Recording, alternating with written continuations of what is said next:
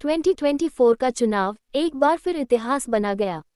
नरेंद्र मोदी ने लगातार तीसरी बार प्रधानमंत्री बनकर नया रिकॉर्ड कायम कर दिया। लेकिन सवाल ये है, क्या बदलने वाला है भारत में इस तीसरे कार्यकाल में? आइए जानते हैं पूरी सच्चाई इस वीडियो में।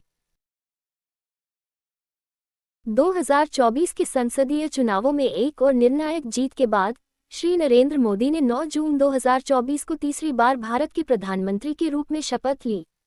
ये जीत श्री मोदी के लिए लगातार तीसरा कार्यकाल है, जिससे उनका नेतृत्व और मजबूत हुआ है।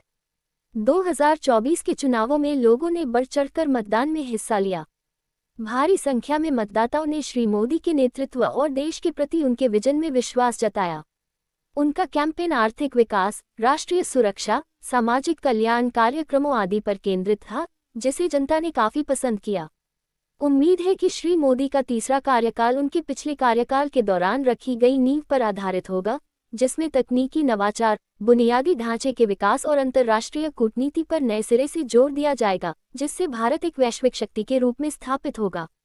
अभूतपूर्व तीसरा कार्यकाल देश को अधिक समृद्धि और स्थिरता की ओर ले जाने के लिए श्री मोदी की अपील और लाखों भारतीयों द्वारा उन पर जताए गए भरोसे को रेखांकित करता है।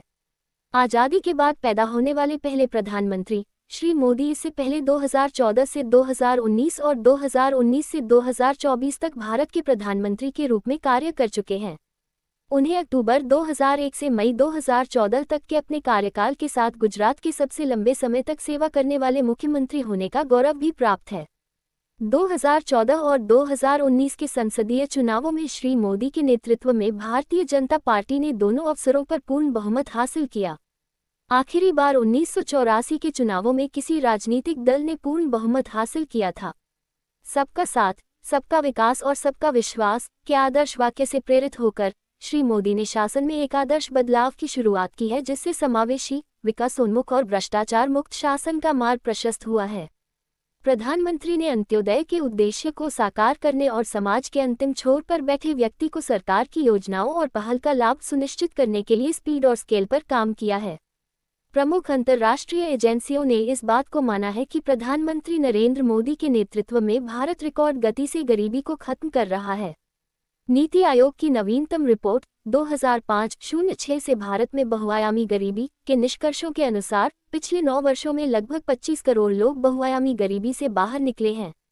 इसका श्रेय केंद्र सरकार द्वारा गरीबों के हित को ध्यान में रखते हुए लिए गए विभिन्न पहलों और निर्णयों को जाता है। आज भारत दुनिया के सबसे बड़े स्वास्थ्य सेवा कार्यक्रम आयुष्मान भारत सफलतापूर्वक चला रहा है। 50 करोड़ से अधिक भारतीयों को कवर करते हुए आयुष्मान भारत गरीब और नव मध्यम वर्ग को उच्च गुणवत्ता और सस्ती स्वास्थ्य सेवा सुनिश्चित कर रहा है। दुनिया की सबसे प्रतिष्ठित स्वास्थ्य पत्रिकाओं में से एक लांसेट ने आयुष्मान भारत की सराहना करते हुए कहा है कि यह योजना भारत में स्वास्थ्य क्षेत्र से जुड़े असंतोष को दूर कर रही है। पत्रिका ने यूनिवर्सल हेल्थ कवरेज को प्राथमिकता देने के लिए पीएम मोदी के प्रयासों की भी सराहना की। गरीबों को वित्तीय धारा जोड़ने के लिए पीएम मोदी ने प्रधानमंत्री जन धन योजना शुरू की, जिसका उद्देश्य प्रत्येक भारतीय का बैंक खाता खोलना था। अब तक 51 करोड़ से अधिक जन धन खाते खोले जा चुके हैं। इन खातों ने न केवल गरीबों को बैंक से जोड़ा, बल्कि सशक्तिकरण के अन्य रास्ते भी खोले हैं। जन धन से एक कदम आगे बढ़ते हुए श्री मोदी ने समाज के सबसे कमजोर वर्गों को बीमा और पेंशन कवर देकर जन सुरक्षा पर जोर दिया। जम ट्रिनिटी जनधन आधार मोबाइल ने बिचौलियों को समाप्त कर दिया है और प्रौद्योगिकी के माध्यम से पारदर्शिता और गति सुनिश्चित की है। 2016 में गरीबों को मुफ्त रसोई गैस कनेक्शन प्रदान करने के लिए प्रधानमंत्री उज्ज्वला योजना शुरू की गई थी। ये योजना 10 करोड़ से अधिक लाभार्थियों को धुआं मुक्त रसोई प्रदान करने में गेम चेंजर साबित हुई है। इसके अधिकांश लाभार्थी महिलाएं हैं। आज़ादी के 70 साल बाद भी जिन 18,000 गांवों में बिजली नहीं थी, उनमें बिजली पहुंचा दी गई है। श्री मोदी का मानना है कि कोई भी भारतीय बेघर नहीं होना चाहिए और इस विजन को साकार करने के लिए 2014 और 2024 के बीच पीएम आवास योजना के तहत 4.2 करोड़ से अधिक घरों को मंजूरी दी गई। जून 2024 में तीसरे कार्यकाल के लिए सत्ता संभालने के बाद पहली कैबिनेट के निर्णयों में से एक 3 करोड़ अतिरिक्त ग्रामीण और शहरी परिवारों को घरों के निर्माण के लिए सहायता प्रदान करना था, जो देश की आवास आवश्यकताओं का समाधान करने और प्रत्येक नागरिक के लिए गरिमा और गुणवत्तापूर्ण जीवन सुनिश्चित करने के लिए श्री नरेंद्र मोदी की प्रतिबद्धता को रेखांकित करता है। कृषि एक ऐसा क्षेत्र है जो श्री नरेंद्र मोदी के बहुत करीब है। 2019 के अंतरिम बजट के दौरान सरकार ने किसानों के लिए पीएम किसान सम्मान निधि के रूप में एक मौद्रिक प्रोत्साहन योजना की घोषणा की। 24 फरवरी 2019 को योजना के शुरू होने के बाद लगभग हर 3 महीने में नियमित रूप से किश्तों का भुगतान किया जा रहा है। पीएम मोदी के दूसरे कार्यकाल की पहली कैबिनेट बैठक के दौरान इस योजना में 5 एकड़ की सीमा को हटाते हुए सभी किसानों को पीएम किसान का लाभ देने का फैसला किया गया। जून 2024 में श्री मोदी ने वाराणसी में पीएम किसान योजना की 17वीं किस्त जारी की, जिसमें 9.2 करोड़ से अधिक किसानों को 20,000 करोड़ रुपए से अधिक का लाभ मिला। श्री मोदी ने सॉयल हेल्थ कार्ड, बेहतर बाजारों के लिए इनाम और सिंचाई पर नए सिरे से ध्यान केंद्रित करने जैसी किसान कल्याण की दिशा में विभिन्न पहलों की शुरुआत की। 30 मई 2019 को पीएम मोदी ने जल संसाधनों से संबंधित सभी पहलुओं की देखरेख करने के लिए एक नया जल शक्ति मंत्रालय बनाकर एक बड़ा वादा पूरा किया। 2 अक्टूबर 2014 को महात्मा गांधी की जयंती पर प्रधानमंत्री ने पूरे देश में स्वच्छता को बढ़ावा देने के लिए स्वच्छ भारत मिशन का शुभारंभ किया। इस जन आंदोलन का बड़े पैमाने पर ऐतिहासिक प्रभाव पड़ा है। आज स्वच्छता कवरेज 2014 में 38% से बढ़कर 2019 में 100% हो गया है। कई राज्यों और केंद्र शासित प्रदेशों को खुले में शौच मुक्त ODF घोषित किया गया है। स्वच्छ गंगा के लिए ठोस कदम उठाए गए हैं।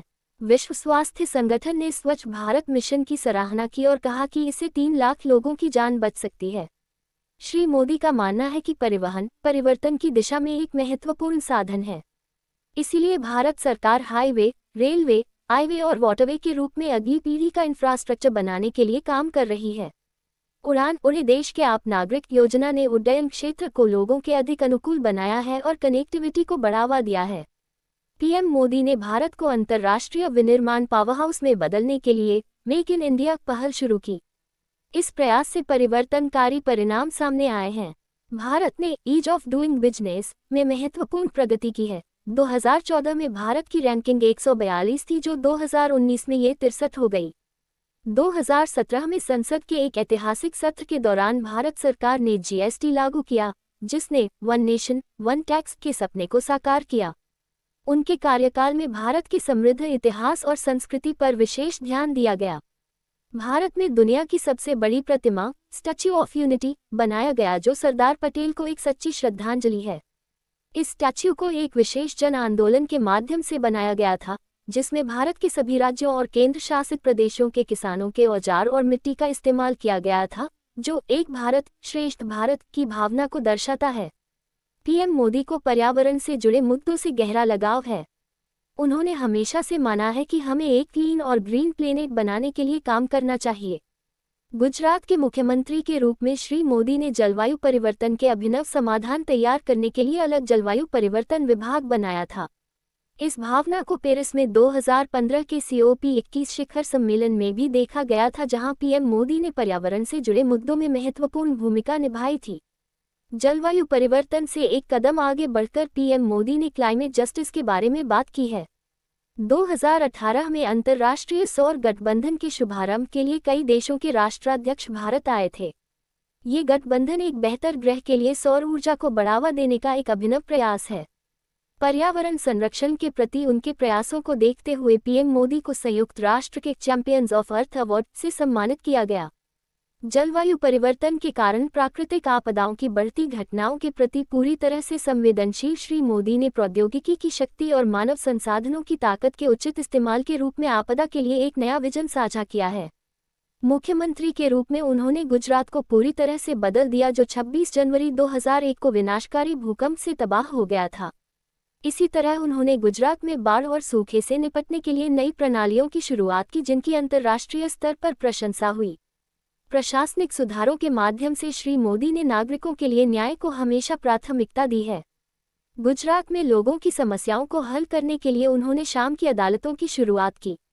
केंद्र में उन्होंने Pragati proactive governance and timely implementation शुरू किया, जो विकास में देरी कर रहे लंबित परियोजनाओं को शीघ्र पूरा करने के लिए एक कदम है।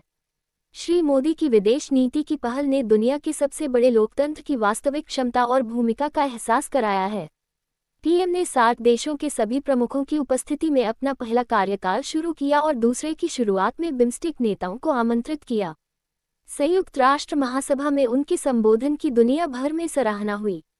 पीएम मोदी 17 साल की लंबी अवधि के बाद नेपाल, 28 साल के बाद ऑस्ट्रेलिया, 31 साल के बाद फिजी और 34 साल के बाद सेशल्स और यूएई के द्विपक्षीय दौरे पर जाने वाले पहले भारतीय प्रधानमंत्री बने। पदभार संभालने के बाद से श्री मोदी ने यूएन, ब्रिक्स, सार्क और जी20 समिट में भाग लिया, जहां विभिन्न वैश्विक आर्थिक और राजनीतिक मुद्दों पर भारत के विचारों को व्यापक रूप से सराहा गया। पीएम मोदी को सऊदी अरब के सर्वोच्च नागरिक सम्मान किंग अब्दुल अजीज समेत कई पुरस्कारों से नवाजा गया है। श्री मोदी को रूस the order of the holy apostle Andrew the first फिलिस्तीन grand collar of the state of फिलिस्तीन Afghanistan Amir Amanullah Khan award UAE, order of Zayed award Maldives rule of Nishan Izzuddeen Bahrain king Hamad order of the renaissance Bhutan order of the Druk Gyalpo Papua New Guinea grand companion of the order of Logohu Fiji companion of the order of Fiji मिस्र order of Nile France grand cross of the legion of honour और Greece the grand cross of the order of honour के शीर्ष पुरस्कारों से भी सम्मानित किया गया है। 2018 में पीएम को शांति और विकास में उनके योगदान के लिए प्रतिष्ठित सियोल शांति पुरस्कार मिला। उन्हें bill and Melinda Gates foundation द्वारा ग्लोबल गोलकीपर अवार्ड और कैम्ब्रिज एनर्जी रिसर्च एसोसिएट्स द्वारा global energy and environment leadership award से भी सम्मानित किया गया है। अंतर्राष्ट्रीय योग दिवस मनाने के नरेंद्र मोदी के आह्वान को संयुक्त राष्ट्र में जबरदस्त समर्थन मिला। इस पहल के लिए दुनिया भर के कुल 177 राष्ट्र एक साथ आए और 21 जून को संयुक्त राष्ट्र में अंतर्राष्ट्रीय योग दिवस घोषित करने का प्रस्ताव पारित किया। श्री मोदी का जन्म 17 सितंबर 1950 को गुजरात के एक छोटे से शहर में हुआ था। वे अति पिछड़ा वर्ग परिवार से आते हैं, जो समाज के हाशिए पर पड़े वर्गों में से एक है। वह बेहद गरीब लेकिन प्यार देने वाले परिवार में पले बड़े। जीवन की शुरुआती कठिनाइयों ने न केवल उन्हें कड़ी मेहनत के मूल्य को सिखाया बल्कि उन्हें आम लोगों के कष्टों से भी अवगत कराया। आम जन की गरीबी ने उन्हें बहुत कम उम्र में ही लोगों और राष्ट्र की सेवा में समर्पित होने के लिए प्रेरित किया। अपने प्रारंभिक वर्षों में उन्होंने राष्ट्रीय स्वयंसेवक संघ आरएसएस के साथ काम किया, जो राष्ट्र निर्माण के लिए समर्पित एक राष्ट्रवादी संगठन है, और बाद में राष्ट्रीय और राज्य स्तर पर भारतीय जनता पार्टी के संगठन में काम करने के लिए खुद को राजनीति में समर्पित किया। श्री मोदी ने गुजरात विश्वविद्यालय से राजनीति विज्ञान में एमए की पढ़ाई पूरी की है। नरेंद्र मोदी एक जनता के नेता हैं और वे आमजन की समस्याओं को हल करने और उनके जीवन स्तर में सुधार करने के लिए समर्पित हैं। लोगों के बीच रहने, उनके साथ खुशियां साझा करने और उनके दुखों को दूर करने से ज्यादा कुछ भी उनके लिए संतोषजनक नहीं है। जमीनी स्तर पर तो उनका लोगों के साथ एक मजबूत व्यक्तिगत जुड़ाव तो है ही, साथ ही साथ सोशल मीडिया पर भी उनकी मजबूत उपस्थिति है। उन्हें भारत के सबसे ज्यादा टेक्नो सेवी लीडर के रूप में भी जाना जाता है। वो लोगों तक पहुंचने और उनके जीवन में बदलाव लाने के लिए सोशल मीडिया का उपयोग करते हैं। वो Facebook, Twitter, Instagram, sound cloud, LinkedIn, Weibo और अन्य सोशल मीडिया प्लेटफॉर्मों पर बहुत सक्रिय हैं। राजनीति से परे नरेंद्र मोदी को लिखना पसंद है। उन्होंने कविता समेत कई किताबें लिखी हैं। वह अपने दिन की शुरुआत योग से करते हैं। योग उनके शरीर और दिमाग को मजबूत बनाता है और तेज गति चलने वाली दिनचर्या में शांति की शक्ति पैदा करता है। तो ये था नरेंद्र मोदी के तीसरे कार्यकाल का पूरा विश्लेषण। आपका क्या मानना है? क्या मोदी 3.0 भारत को और आगे ले जाएगा? अपनी राय नीचे कमेंट में जरूर बताएं। वीडियो पसंद आया हो तो लाइक थम्स अप का चिन्ह करें और ऐसे ही इन्फॉर्मेटिव वीडियोस के लिए चैनल एमडी एनालिटिक्स को सब्सक्राइब करना ना भूलें। धन्यवाद। Folded hands.